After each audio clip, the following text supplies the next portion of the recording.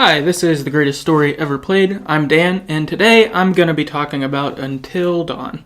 So, description for this game is only your choices determine who survives. 8 friends are trapped together on a remote mountain retreat, and they aren't alone. Gripped by dread, with tensions running high, they must fight through their fears if all hope to make it through the night in one piece.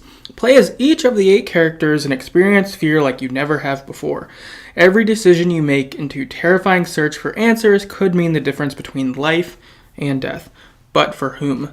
Your actions will decide who survives until dawn. Alright, so that's the game we're getting into. Some background on the game.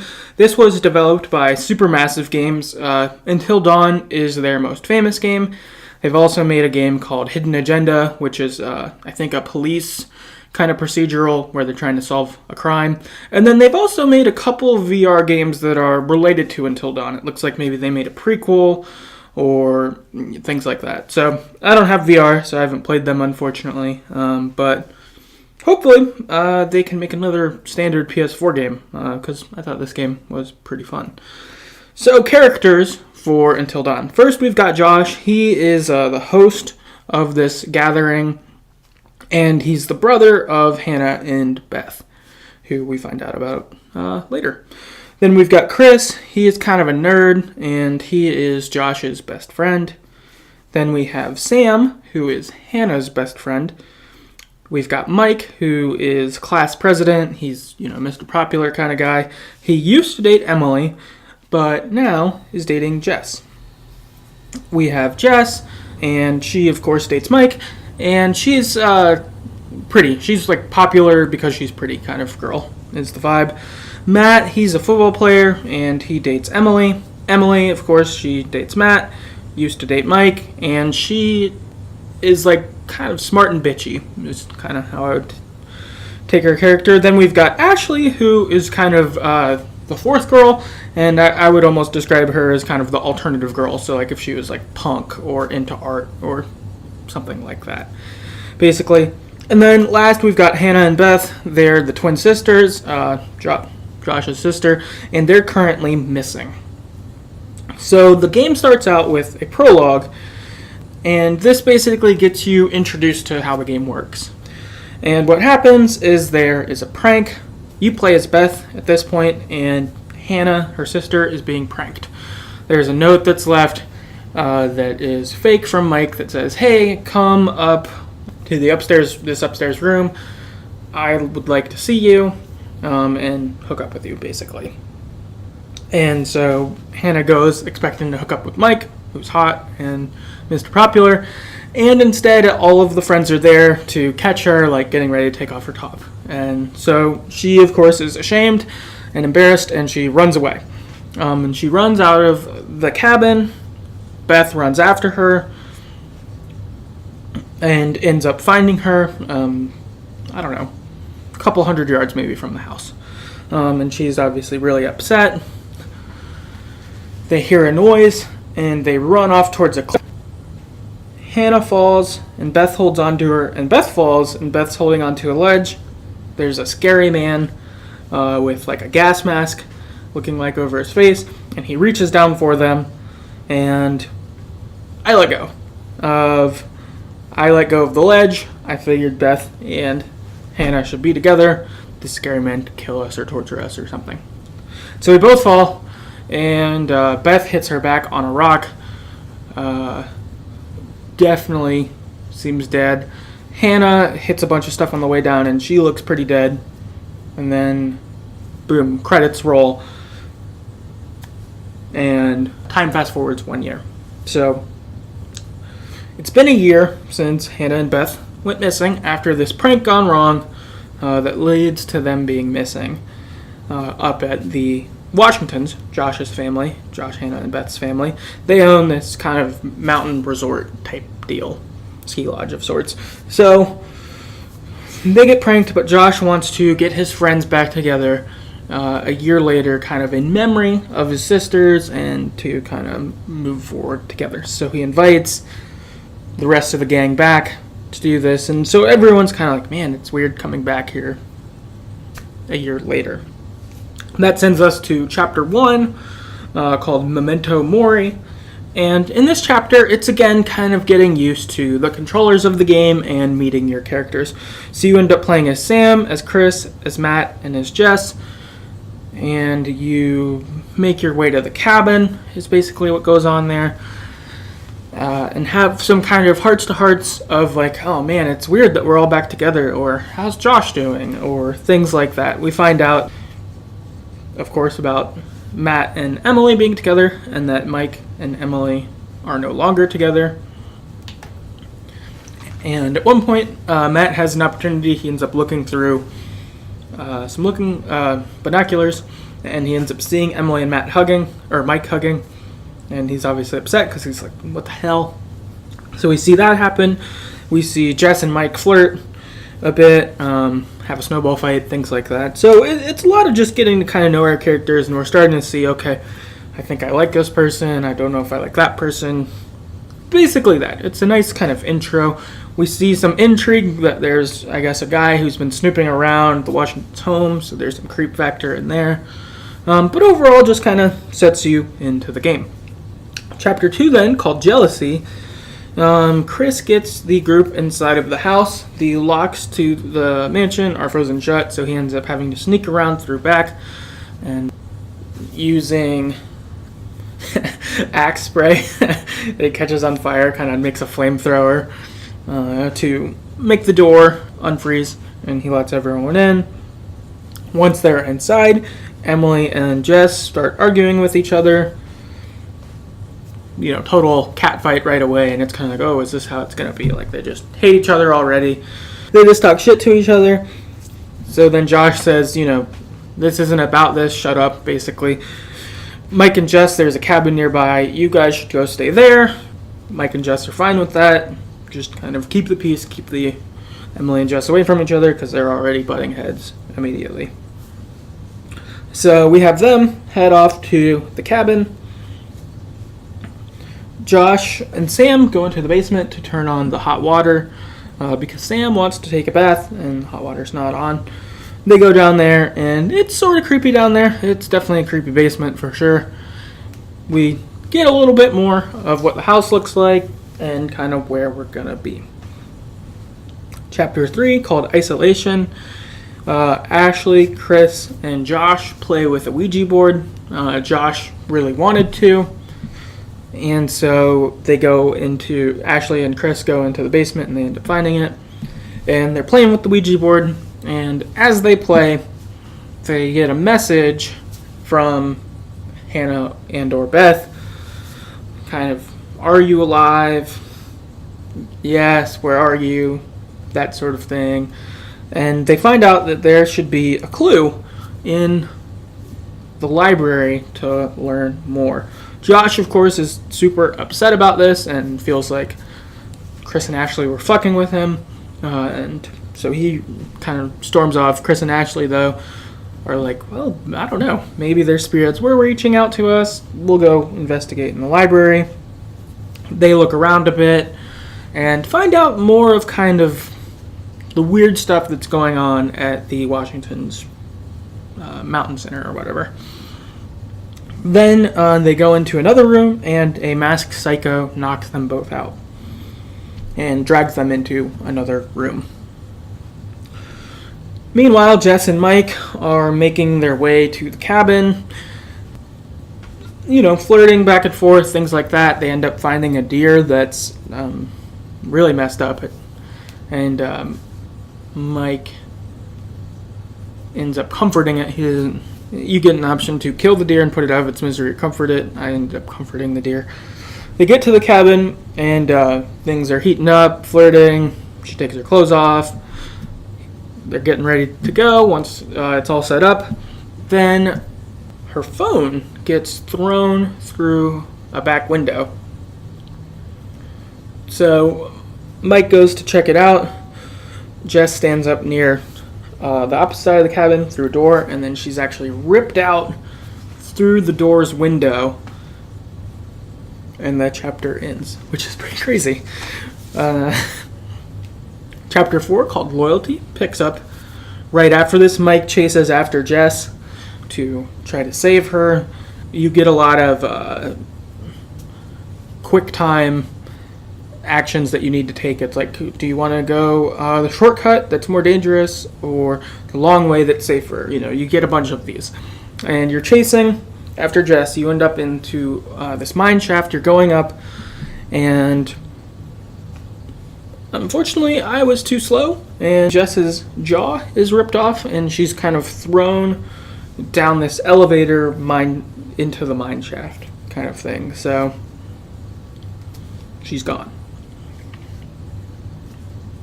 Chris, meanwhile, wakes up from being knocked out by the psycho in the house, and he looks around, and he's led to this nearby shed type of thing. And he walks in, and there's a voice that I would describe most similarly to the Saw voice, do you want to play a game kind of thing.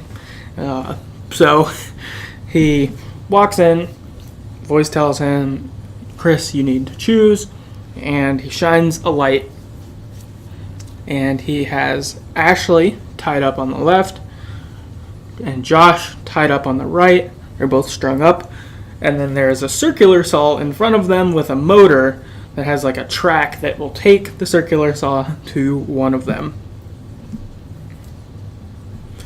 And the psycho says, Chris, you must choose. Who do you want to save? Josh or Ashley? I chose to save Ashley here. I did this because Josh had been weird really the whole time before this. He'd been creepy and seemed kind of off before this the whole time to me, and I was suspicious that he was maybe bad. Maybe he was a killer of some sort. Maybe he had a team with him and they were kind of dual killing at this point. I wasn't really sure what the deal was, so I chose it on Josh, but then you see Josh get cut in half and his intestines spill everywhere and all that, and I was like, alright, I might have got that wrong. Maybe he's just weird, but he's not a murderer. So, shoot. Chapter 5, Dread.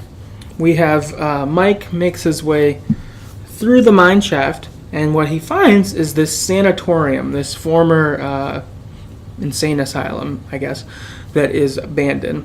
As he explores through it, he finds out about these miners who had died years ago in the mine shafts that he was actually going through. There's lots of cave-ins around it, and apparently the mining shaft was known to be unsafe, and 30 miners got trapped down there, and only 20 got out, or something like that. So he finds out about this, find out kind of more lore around this mysterious and creepy mountain.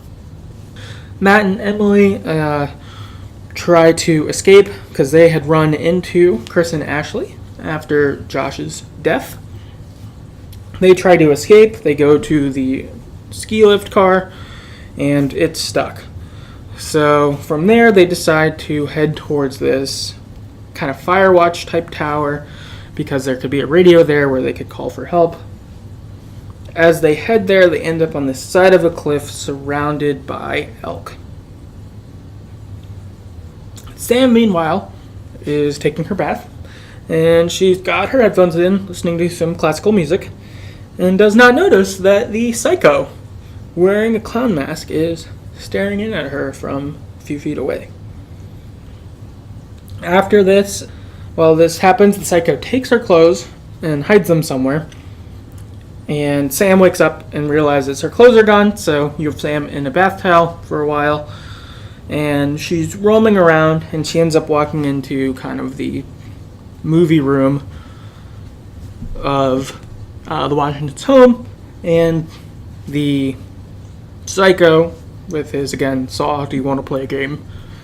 Voice back and says, here's a movie, Sam, your friends are dying. And you see Josh get cut in half.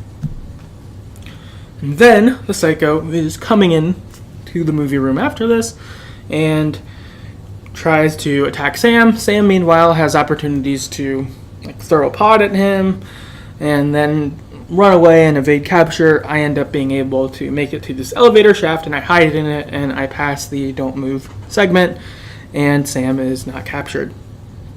Yes, made it. Chapter 6, Psychosis. Matt and Emily, they make their way through the elk to the fire tower.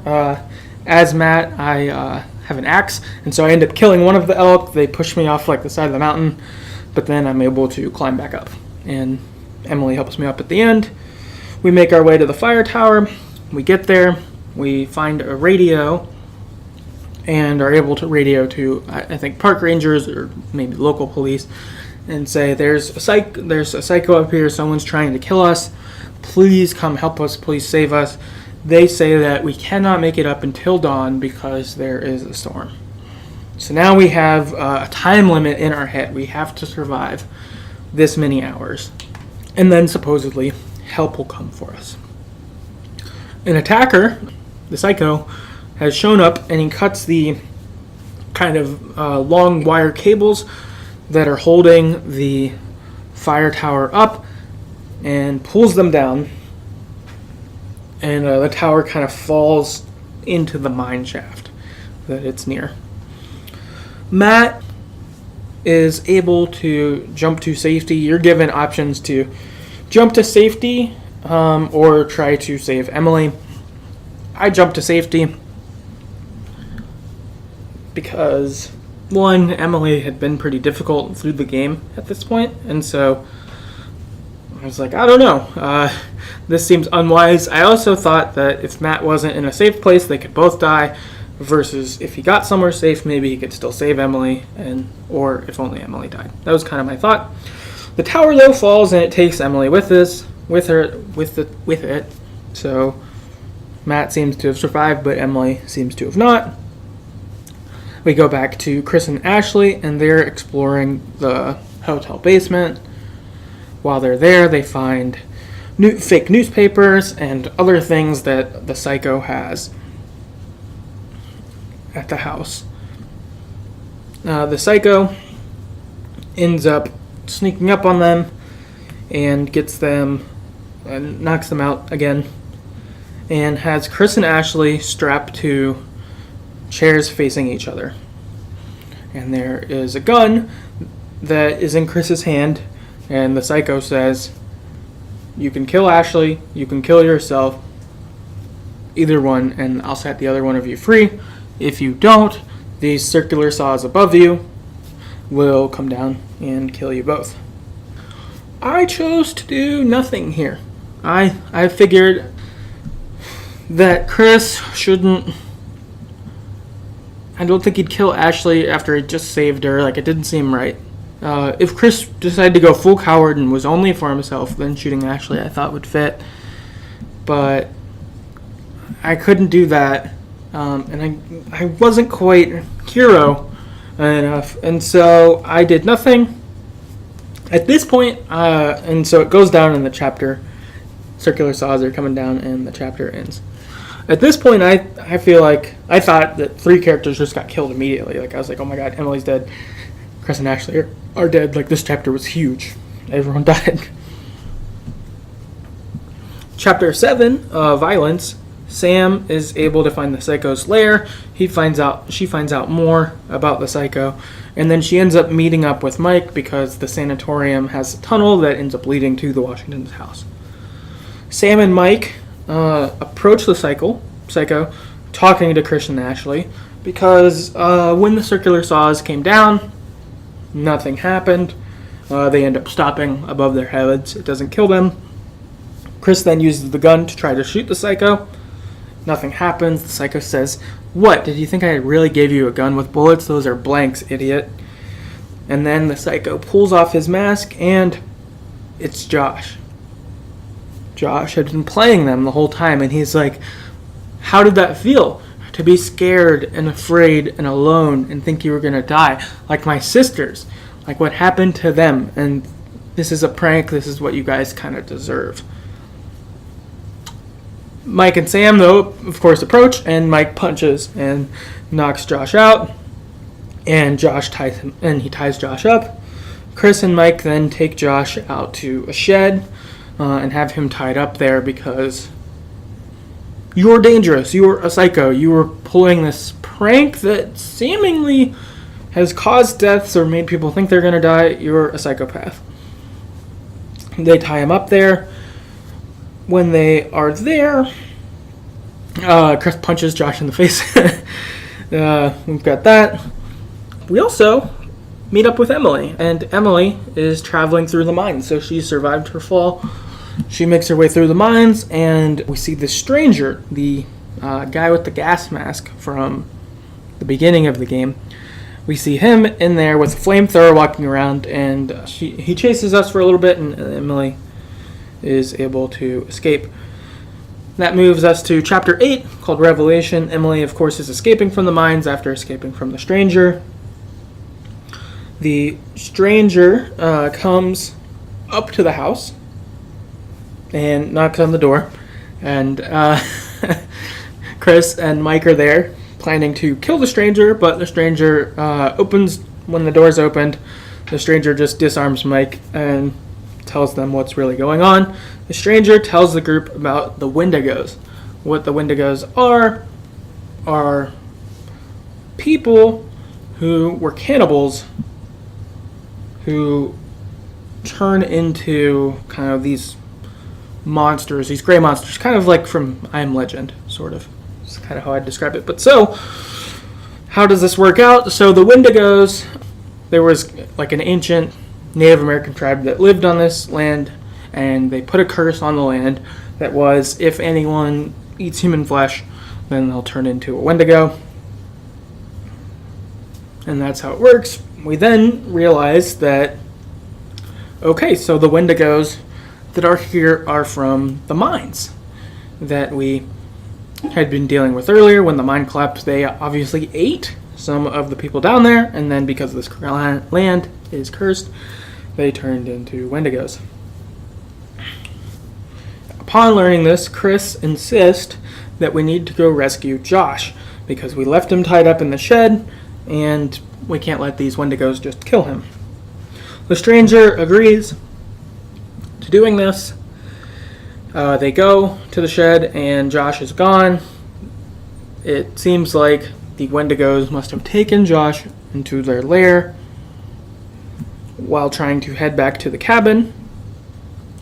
The stranger has his head cut off by one of the Wendigos. Chris then is trying to run away.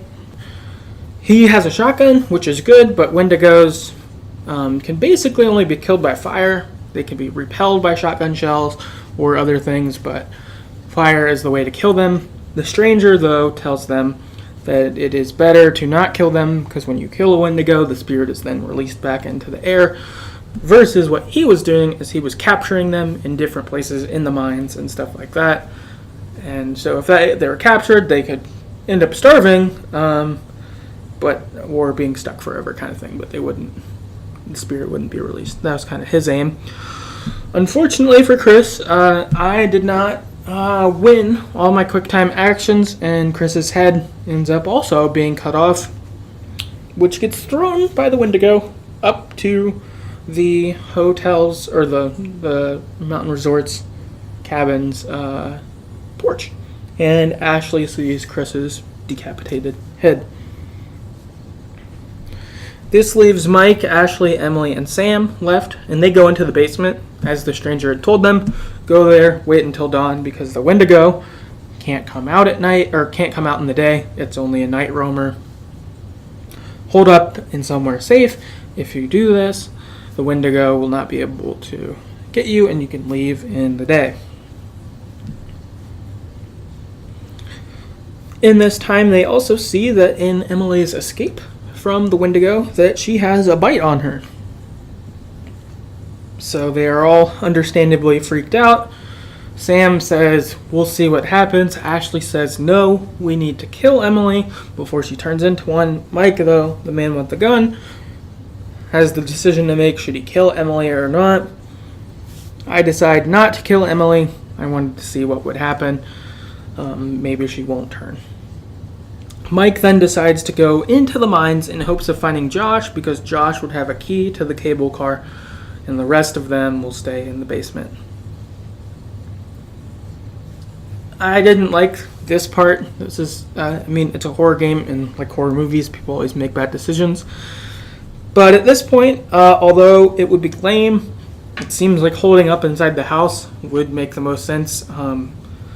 Sorry, Josh, that you're taken. You're probably dead, but like, also you just pretended to murder us. I wouldn't have gotten after Josh. I would have just waited there, personally.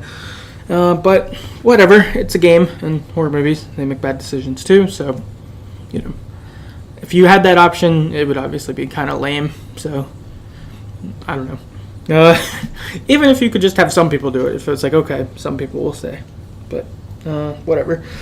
Meanwhile, Ashley is looking through the stranger's kind of journal and musings about the Wendigos and things like that, and she finds out that the bites cannot turn you into a Wendigo. Only eating other humans can. So, good.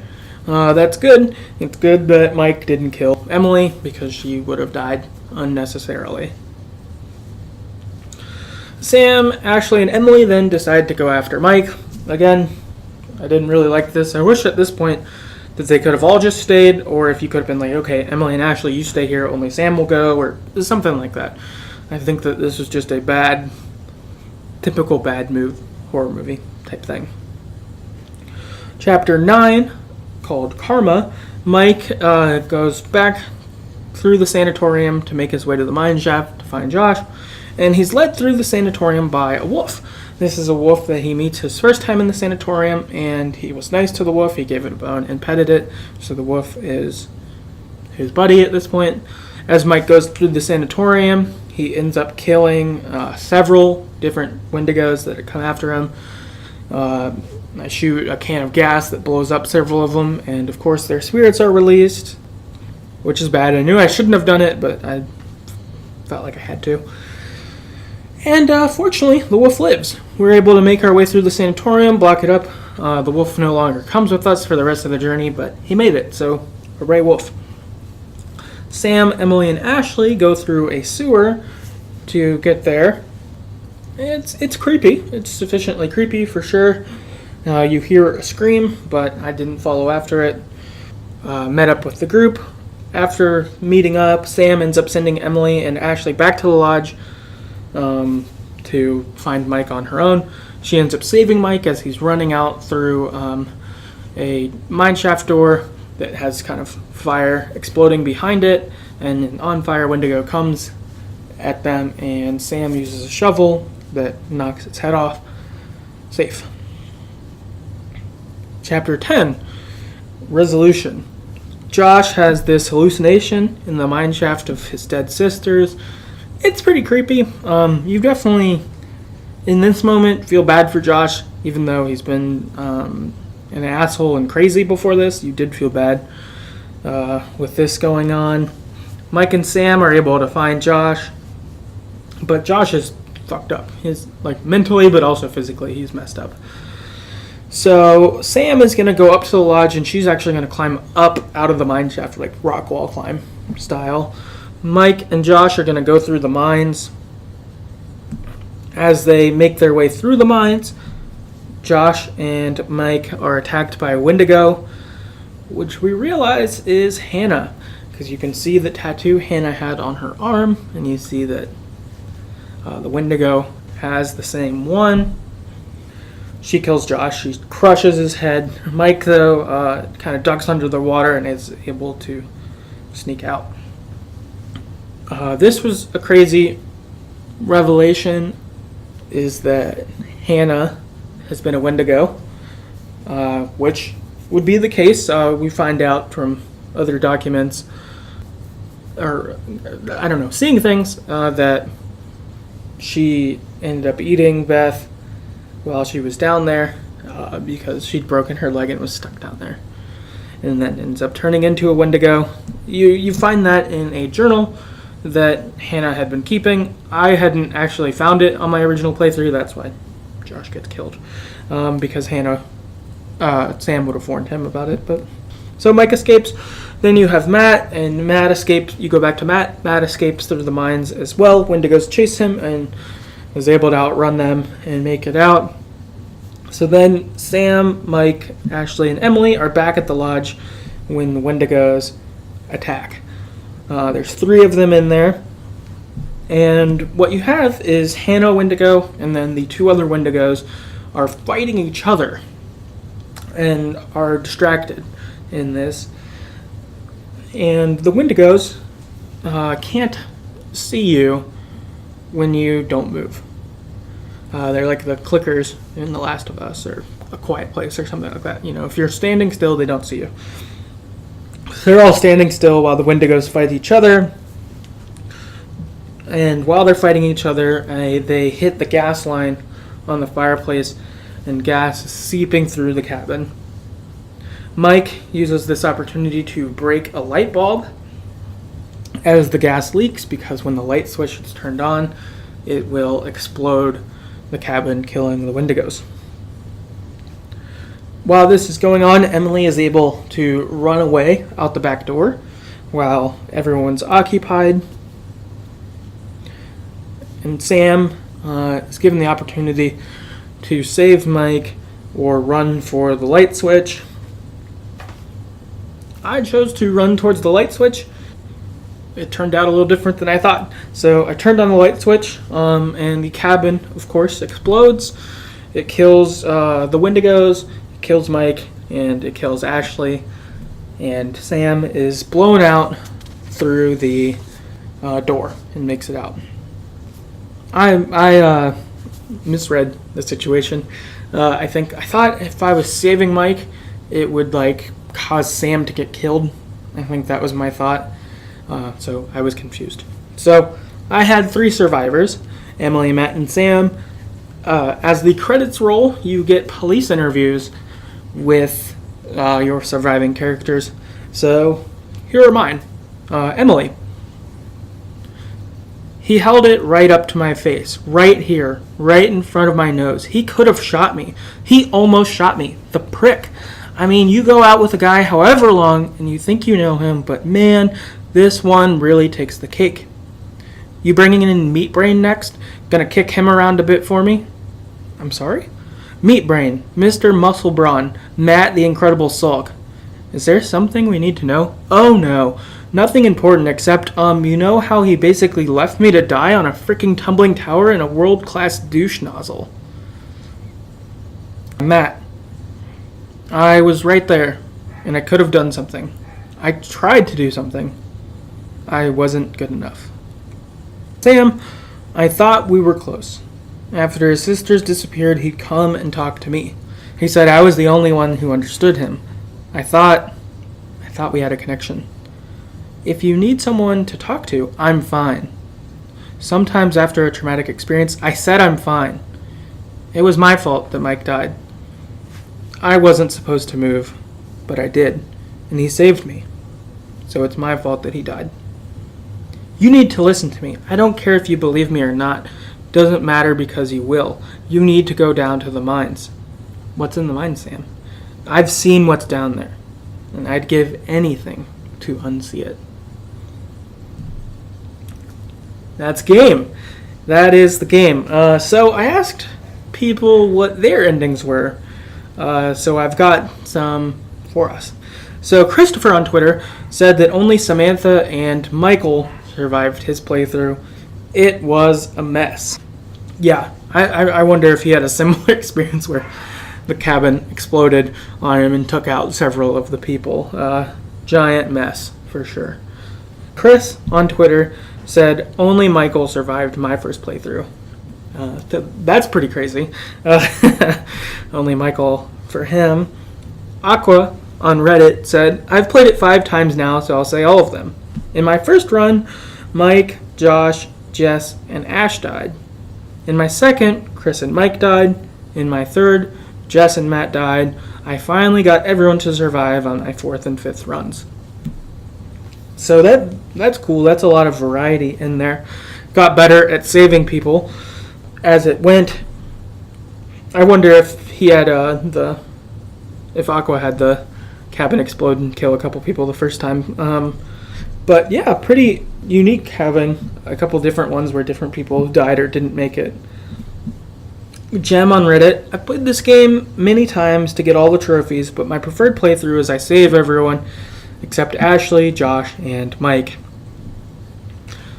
Yeah, I think that I think Mike and Ashley, I think, are both pretty polarizing. In my game, I was pretty nice with Ashley towards Chris, so they had a good relationship. But as I read online, it seems like it can really go the opposite way, where Ashley is really the worst if you do things different with Chris with her, and she's like awful. So I imagine that she's not preferred that way. Mike, of course, is a jerk, and so for me, I warmed up to him as I played, but I definitely see how people would not like him either. So that's an interesting one. Jackals on Reddit said, my first playthrough, only Jess and Josh died. Technically, Mike and Ashley died as Sam hit the switch too early, but I went back and fixed that right away as that was dumb on my part. Jess died as I didn't take shortcuts and wasn't ready for quick actions, so she never had a chance. Same here for Ashley on my side. I didn't have a chance to save her either. I did a bad job on those. She never had a chance. And yeah, had the explosion similar to me. Perot on Reddit said, I platinumed this game about a year ago, but I remember my first playthrough clearly because I ended up with all the women surviving and all the men dying completely by accident, and I got a trophy for it. I played it spoiler free my first time, and I ended up with that. That's awesome. Like, what a cool, unique, weird ending to end up with. Being able to save all the women, to get the quick time actions for Jess right in the beginning, and later, get those right for her, but not the same luck with the men. That's cool. I like that. What a unique first playing experience.